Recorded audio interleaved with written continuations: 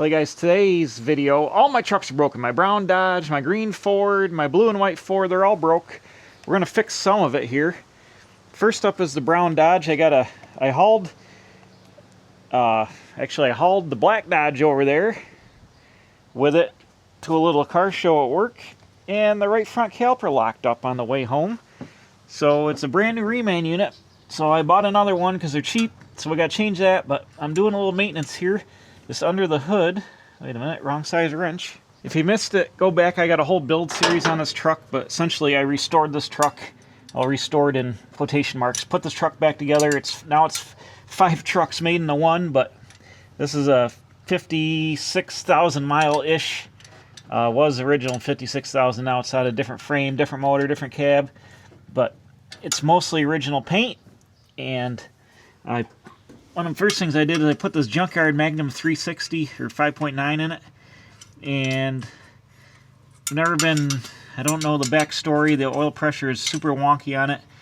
It runs okay, but it doesn't seem to have the power that it should. It should be close to 300 horsepower-ish with headers and a carburetor and better exhaust, and it sure as heck doesn't act like it's 300. It acts like it's like 150 horse, 200 horse. So anyways, I'm running it for now. We'll see what happens later in the future. But I'm doing a little maintenance. I had it all painted up nice. Things got some blow-by. It's leaking.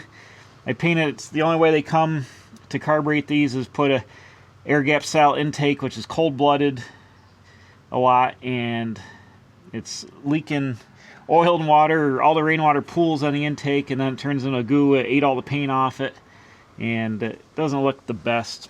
It is what it is. But one thing I noticed, all my header bolts are loose, so I'm tightening up the header bolts here, if I can get to them.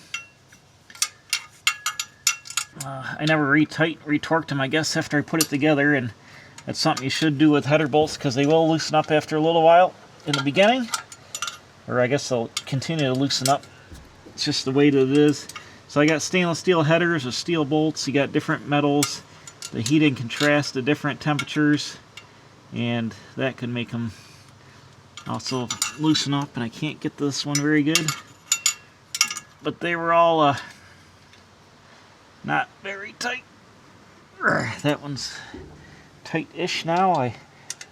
These two inboard ones I got to get with a wrench. I was able to do the other ones with a socket. It is what it is. Junkyard parts. I also need to rotate the tires because it's cupping the front mud tires a little bit. See how loose? Oh yeah, they're all loose. It's cupping the front tires a little bit, so when I change this brake caliper, I'm going to rotate the front tires to the back. They got, I don't know, 3,000–4,000 miles on them, but they're BF Goodrich mud tires. They're not a mileage tire, and this thing is lined pretty good. It just it's wearing them. Ooh, this one is. Oh my goodness, that one is backed way out. I was about ready to blow the exhaust or the header gaskets out of this. I'm glad I thought to check this. Man, I need a taller. Oh yeah, I need a taller box to stand. I can barely reach anything.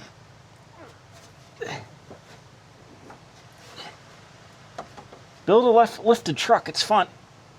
This is only 4 inches in the air. Imagine if it was like 6 or 8 or whatever on 40s, whatever they do now.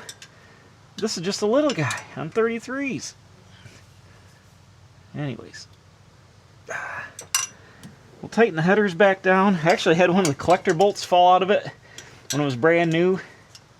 That was weird. The carburetor is working all right. This truck gets horrendous mileage. Like I said, the oil pressure when it gets warm goes right down. I think this engine is whipped. I bought it out of a truck, not hearing it running, for like $200. I didn't take the heads off or nothing. It could have, 200,000 miles on it. Who knows? But I put a timing chain in it and just painted the long block and slapped an intake on it and the valve covers. So it is what it is. I mean, I can drive the truck with it no problem. It's no powerhouse. Like I said, I think it should have more power than it does, and it doesn't, but whatever, I just use this truck for fun. It's kind of Doesn't have any sway bars, and it's got the mud tires. I can tow with it, but it's kind of squirrely towing with it. The truck, you know, it's tall and 4-leaf springs, and Dodges never rode good to begin with, especially 1-ton 4x4 Dodges or 3/4 tons. So it's a little wandery pulling the trailer, and I don't have to, it's more like a fun truck just to cruise around in. And when I need 4-wheel drive, I got it. So, anyways, it's good enough for what it is now. But we gotta get this tire off here. I'll show you what I mean by it's cupping them. See how the blocks and the outsides are, I don't know if you can tell, they're not parallel to each other. Then if we go back here and look at the back tires, it's hard to tell, but the blocks are nice and even. If you're on your hand over, you can see it. So I'm going to swap the tires all the way around. Here, these are, what, 285, 75, 16, or 2, what are they? They're 255, 85, so they're like 33-inch tires. And I love the look of it on the big tires. And the ride's good, but it's cupping these front ones, so we'll go ahead and we'll rotate them on the back. I got another caliper here. Premium coating. It's another reman unit, I think, or else it's new, one of the two. I got it from Rock Auto. Oh, it comes with more brackets. Every time they send you it, it comes with brackets. This is a reman as well. It's got Chrysler on it, but I'm sure it's got a new piston and seal and stuff. 40th month of 87. 40th week of 87. Well, 1287 would be the 40th week. I don't know. Anyways, it's reman. Again, we'll throw it up on there. It can't be any worse than a locking up caliper. And these don't tend to seize up. They like slide real easy, and the thing hasn't been out in the salt or really anything like that to make it seize up. It's not like it sat around and rusted up solid. So they had to be something with the piston not returning. And it's got new hoses and brake line. The whole brake system, including the master cylinder and booster, is all brand new front to back. So something must be the caliper in it, unless the brand new hose collapsed on the inside, which I doubt would have happened. But anyways, we'll jack it up and pull the wheel off and change it out. I got the wheel off here, and the caliper ain't hanging up now, so I'm a little curious why it was hanging up. It was definitely dragging and super hot, and when I hit the brakes, you know, the left one came on. So I don't know, but it let go now. But we'll go ahead and change it, because I bought the piece, and you know, I literally just had these brakes apart not too long ago, obviously, because I put it together. You still can see the grease on them and everything. So I don't know. I mean, it's possible it's got a new hose on it, but the hose is super short. It's possible the hose is collapsing and holding pressure. If it keeps dragging, we'll know why. Yeah, I don't know. It should. Yeah, look at that. Come right off there. Let's roll that guy out of the way for now. What do the pads look like? Yeah, brand new. Where's my inner pad? Oh, it's still on there. Yeah, there's... I mean, it's a little rusty because it's been sitting around for, you know, however long, a couple weeks.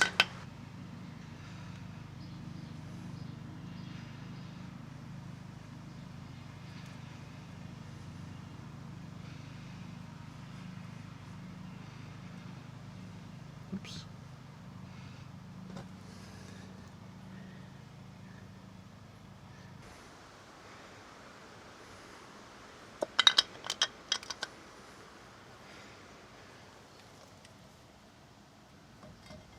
There we go. Why was that such a pain before?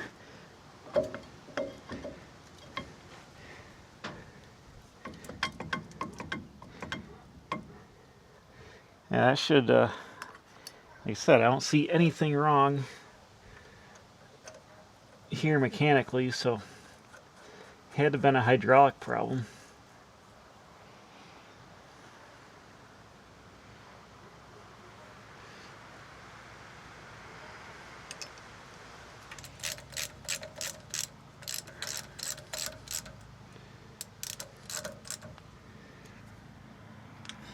I guess.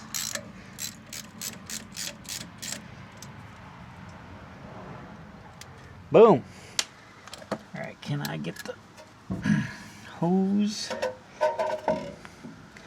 off of here? Well, this is...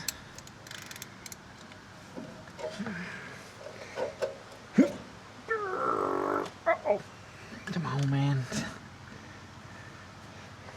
I should have cracked it loose when it was on the thing. Maybe we can use the leverage here.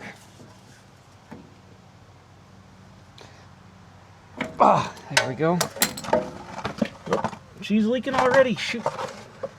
Come on.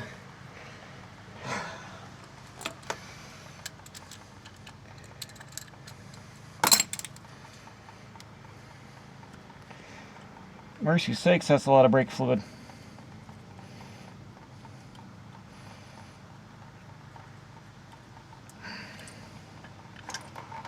Holy shamoly. Okay, well, at least we won't get air in the system. I know that. Thing's gravity bleeding like a mofo.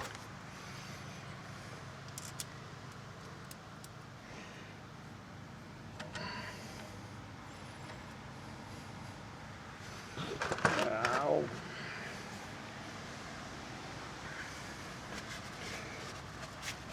This is ridiculous.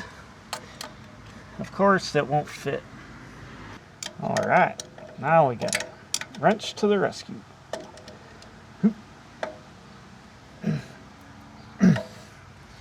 Can I get the ratchet in here? Race car, Mustang. Can't get the wrench in there. It's got him. Whew. Alright, now let's get the bleeder open. Will this wrench open the bleeder? I bet it will. Oh, holy crap, that bleeder was tight in there. You guys worried about why'd you have to have it that tight? Torqued it to 80 foot-pounds. Let that gravity bleed while I'm looking for my brake bleeding kit. Holy moly. It's going right to town. You guys should have said something. That's good, bro. That's good, bro. That's a lot of fluid. So obviously the hose looks like it's clear if it's gravity bleeding this easily. Holy shamoly. I'm gonna find something to prop up onto the brake pedal. Just developed a genius method of brake bleeding. I use a shock absorber to push the brake pedal, so when I open this and the pedal goes down, the shock will extend to hold pressure on it. It's amazing.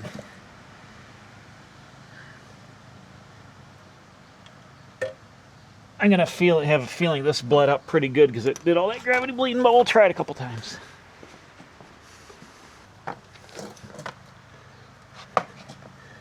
Alright, one more time. That looks like it's good. Let me show you this genius here. See, I use a shock, and when the pedal goes down, the shock comes out a little bit and holds on there. But I think we're probably good for... Oh yeah! Oh yeah, that's good. She's bled out. Boom. We barely lost any fluid. I'm gonna... Ouch, this truck's hot in the sun. Yeah, it's pretty good to throw just a little bit more in there. And I restored this truck. You see the cast iron master cylinder? I put a 1-ton master cylinder booster on it because it needed both. And they don't sell the booster, and I couldn't find one in the junkyard, so it's got a brand new 1-ton booster with a 1-ton master cylinder, but it works awesome. This would have had the aluminum goofy master cylinder you saw in the half-ton trucks on it originally, but I went right with the 1-ton cast iron deal. Holy moly, it's tight.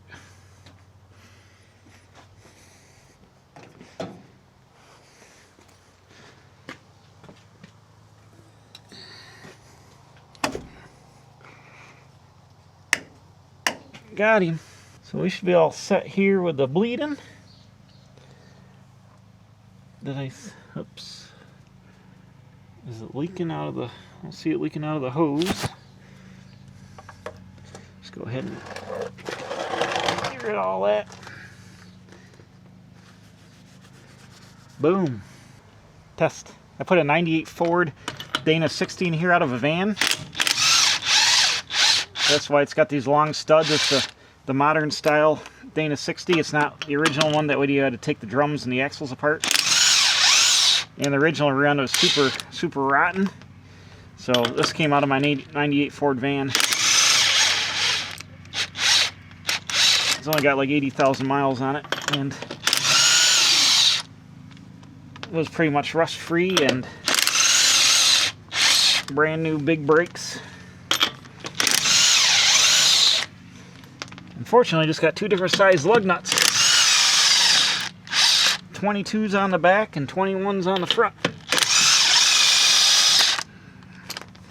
That's alright.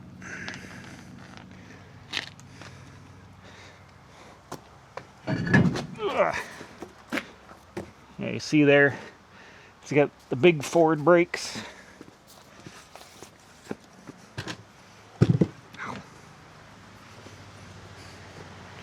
How are we looking for, ouch, how are we looking for, whoa, those are not anywhere near tight. Why aren't you adjusting? Why aren't you adjusting, huh? Everything's tight.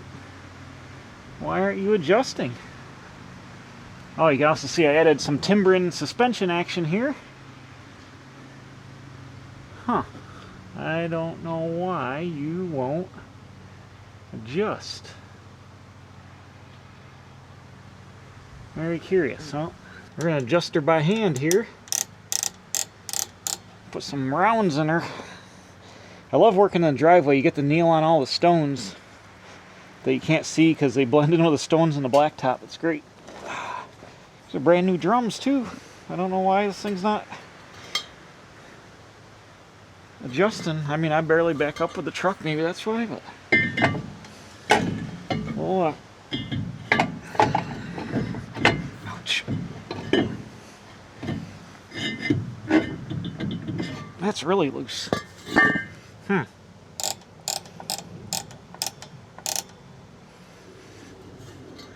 Really loose.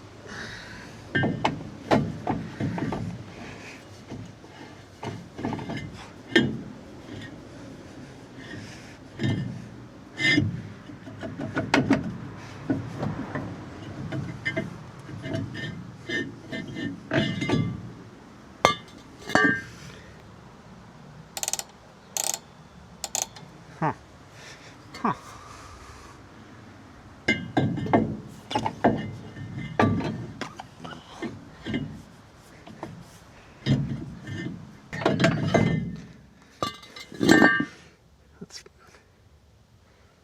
Let's back it off a couple turns. Right there. That's good. Ooh, there's a big spider in there. Man, these drums are heavy and greasy. There we go. Fluid film. Fluid film mixed to brake dust. So is this the... Yeah, this is the front one. You can see all the brake dust on the back here. I had my buddy Jordan powder coat these wheels white, so it should wipe off. I got fluid film on here, so it's going to stick to it a little bit, but we'll wipe some of it out. See all these weird marks? I think this is a mouse, like, licking this or something. I don't know. That's weird. These marks are weird unless it's just how it is. Or spider tracks or something. I don't know. Kind of weird. Kind of weird. Anyways, this guy in the back. Oh my God, these are heavy.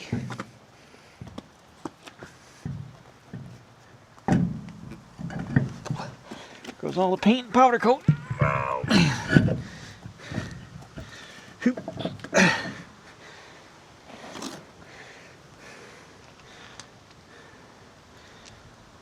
There we go. We'll rotate our tires and get some more life out of them. Because these tires are not cheap, I'll tell you that. I think they're $350 something bucks a piece. Not cheap, bro. Not cheap at all. That's the cost of looking cool, I guess, and having a four-wheel drive with big tires. Get out of here. Fucking Bumblebee tried to get me. What the heck is this? Uh-oh. Huh. Some kind of bolt falling out of the frame. Investigate that later.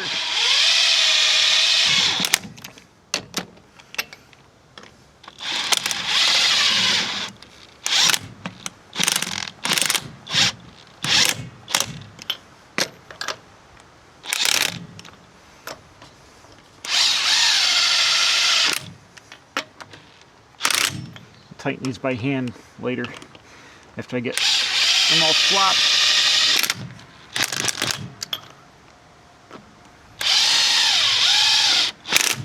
Try not to tear up my powder coating.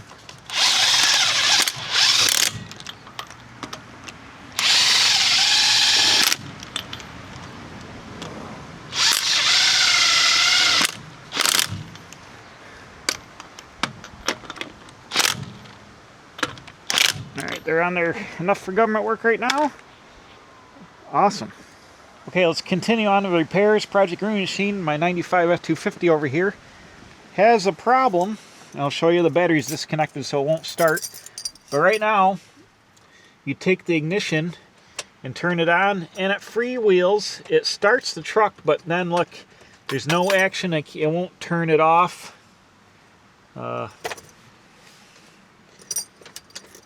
So we got a problem. And I drove it to work and I couldn't shut it off, which was an even bigger problem. But right here is the ignition switch in the bottom of the column, and we're going to take these two torque screws out, I believe is what runs it.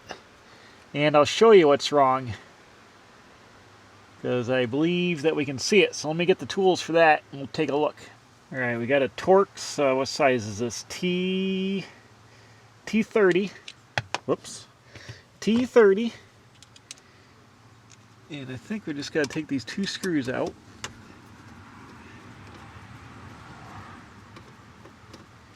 And we should be able to pull the ignition switch out. Hopefully.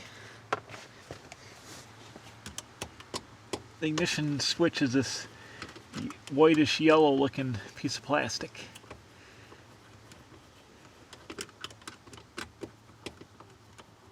And we might see. Aha. Alright. So there it is. That's the ignition switch. And right here, this metal pin, that might be accessory. Here's off. I think that's ignition. Oh, this is, oh, sorry. There. And then all the way ahead is start. So, I don't know if we're going to be able to see it, but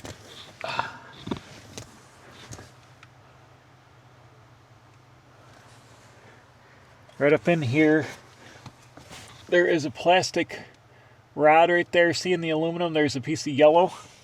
You guys can see that. Now when I turn the key, watch the yellow. See how it doesn't move, and then it goes ahead to start, but then it doesn't pull back. That's because it's broken somewhere it operates it. And see, this is a tilt column. See all this nonsense here? Yeah, see, it's loose here. It's broken. Like I said, it takes multiple hours to take this apart. I watched a video on it, and it's an absolute freaking nightmare to do it. And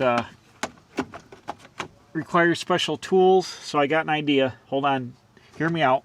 You see the switch? The key is off, but we're in the ignition position. So the key is on. I'm going to turn the key off. Or I'm going to turn the ignition off. Okay, the ignition's off. If I go back all the way here, actually, can you see it? If I go back all the way, that's the accessory here, the radio fire up. So there's off. So if we go here, now we go to start. Got my foot on the clutch. We started the truck. It's in neutral. Oh. It's in neutral. So now it's running. It hasn't run in a while, and it probably got wet. It's got the computer's been disconnected for a couple of weeks, so it's going to run rough, and it's got an exhaust manifold leak. But anyways, so here's my problem. I would start the truck, the thing worked, and it pushed it ahead, but I couldn't shut the truck off. So now I can shut the truck off. There, bam. So before, to be able to shut the truck off, I had to take the coil, unplug the coil under the hood here. I had to take a screwdriver and stick it in the coil while I was running, unplug the wire from the coil, and I had to disconnect the battery because the ignition was stuck on with that switch. So, in the meantime, I wasn't able to use my truck, and it's a super pain. Now you're saying, why don't you fix this the right way? Well, I still need to turn the key on to unlock the steering wheel, but for now, I'll have to do this. Turn the ignition on. Start it. The switch is spring-loaded down here. The ignition switch is spring-loaded, so it lets off when you go to start it. I'm going to have to start it with the ignition switch manually for now because I don't have a way to take this apart. You need to pull the steering wheel. This has got cruise in it, which I don't want to disable because it works. So you got to pull this apart, and you can watch videos on YouTube, obviously, but there's a special tool to get the steering wheel off. You got to take all the guts out of it. You got to take special snap ring pliers and tools to take the tilt column apart to get this out. And there's two plastic, because it tilts, there's two plastic pushers. They're like $8 or $10 from Ford or whatever on the internet. And the upper pin must be broke on it or whatever. So you need take the whole thing apart and take the tilt mechanism part to be able to slide these pieces out. They're kind of caged in the aluminum housing, and it looks like it's multiple hours, and if you don't have special tools, you can't get it apart without the special tools. So then if you don't want to do all that, you got to take it to Ford, and the dealer charges you like $800 to do it. I ain't spending $800 to get my truck to start.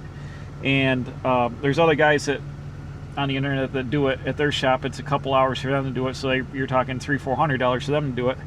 I think I'm just going to go with the I'll start it by hand operation here for a while. I'll put the dash back together. I might just make a mount so this hangs down so I can get to it, but it's kind of a fiasco. And I do have another couple of these steering columns. The problem is the key. You know what? I guess I could change the ignition switch out. I have two 98 Ford van columns, and actually I've got a steering column in that 93 F250, so I might just end up changing a whole steering column out. Might be easier, but I would have to have one with cruise. My vans don't have cruise, so I would lose my cruise, which I don't want to do. I think that 93 F250 out back has cruise in it. Who knows if it works? For now, I just got to be able to use my truck again, and so I guess I'm just gonna do it. If it was like an old school car where, you know, there's like 3 ignition wires, I just wire up like a switch and a starter button and hit it that way. But there's a ton of wires going to it. It runs a fuel pump and all kinds of nonsense. Look at all those wires on there. So I can't do that, but for now I can start it by hand, I guess. And sometimes you can't fix things the right way, but you got to fix it a way, because I got to be able to get back to that. So that's it for now. I got this running for the green truck. I'm going to put the dash back together the best I can. Let's shut it off. Man, that's nice to be able to shut it off.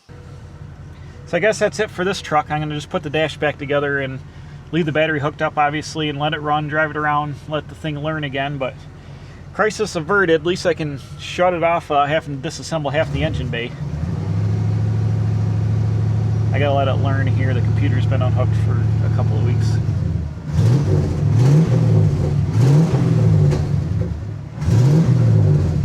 $351. Sometime this year, sometime this summer, I've got to take this truck I need to fix the clutch. The clutch is absolutely, it's leaking and it gets frozen, and it's an absolute nightmare. I got to put fluid in it almost every single day in the wintertime. And the rear main seal's got a horrendous rear main leak. I want to fix that.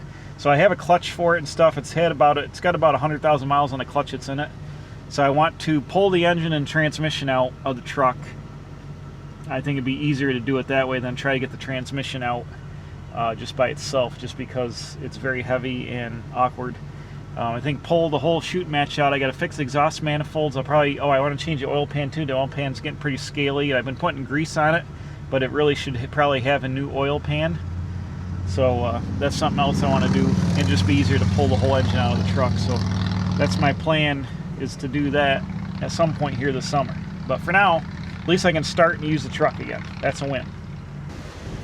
And over here, I got the blue 77 F250.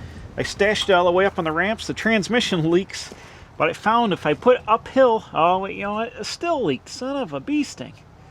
Anyways, look at this guy. He's mint under here. Got my 77 F250 chilling up here. I also need to pull the drivetrain out of this. The transmission leaks horrendously. The converter drains back. Ooh, it's hot and nasty in here. So the converter drains back. So we're going to go ahead and I also have an exhaust manifold leak on this truck. I got Remflex gaskets to fix everything, and it's the passenger side, which is super hard to get to with the air conditioning. So the other problem is the radiator's leaking. It's got the original Big Dog radiator in it here, 464 barrel, and it's leaking. The front seal's leaking. I've had it fixed once. It's leaking again. I went and I pulled the trigger. I just bought a 4-core aluminum Champion radiator for this. I'm going to save this original radiator because these are the Big Dog ones that are rare and expensive, and it can be fixed again at my radiator shop. I can just take them and have it soldered again. But I'm going to save on this. We're going to put in the honking big aluminum radiator, but I want to pull the engine back out with the transmission. It'll be easier with the exhaust the way it is on this truck to do that. Pull this out, clean it all up, put new exhaust manifold gaskets on both sides, unbolt the transmission. I got a shift kit for it, a new modulator, a new torque converter, and new front input shaft seal. We're going to seal all the C6 all up, get that all fixed, because this thing also short shifts into drive about 22 miles an hour. So I'm going to play around with that, clean it all up, take a look at everything, and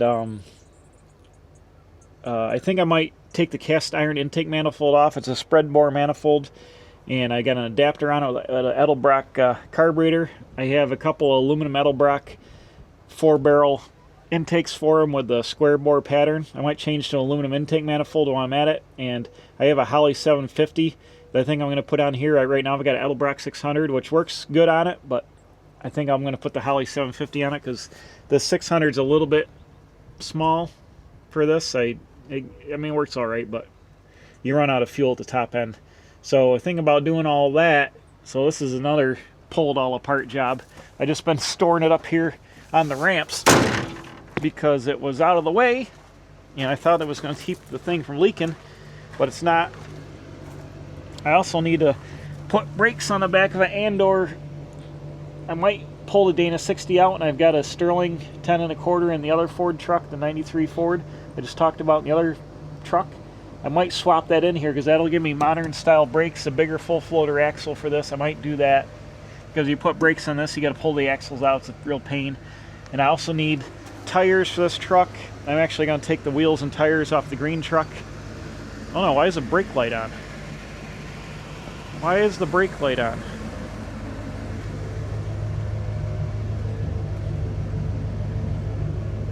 That's not good. Is it something to do with this? Why is the brake light on? Now, oh, Jack's here. Jack's here. It's an Essex pickup.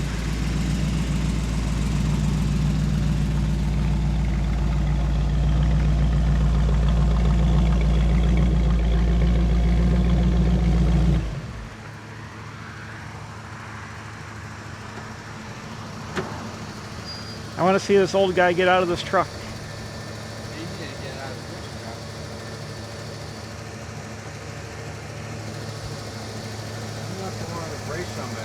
That's true. Alright, I fixed the truck.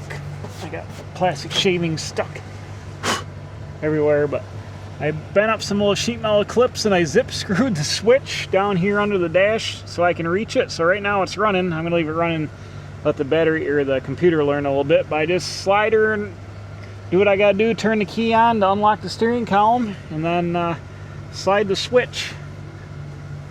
So whatever you do, don't come steal my truck, because you're not going to be able to get anywhere with the steering column locked. But at least I can start it and drive it and get it where I got to get to now. So that's it. Fixed junk trucks in the driveway today. Well, fixed 2 out of 3 trucks. The blue truck's ready to come in. This was a big deal, getting this fixed, and now that I know I can operate it, I feel good about it. I was afraid to drive it and have the ignition switch come out of ignition, but now I see how stiff it is. It actually couldn't have done that, but I didn't want to have to unplug the stupid coil and the battery every time I stopped the truck. That was kind of dumb. So at least now I can control it, and you know, this truck, my winter truck, I gotta keep running it. So she's fixed up, ready for action. Fixed. What Junkyard Dig say?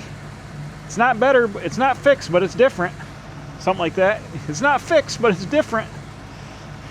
So, at least it works. Alright, we'll see you guys next time. Sometimes janky repairs, I don't know. You gotta do what you gotta do here. Times are tough at the Quick Speed Shop.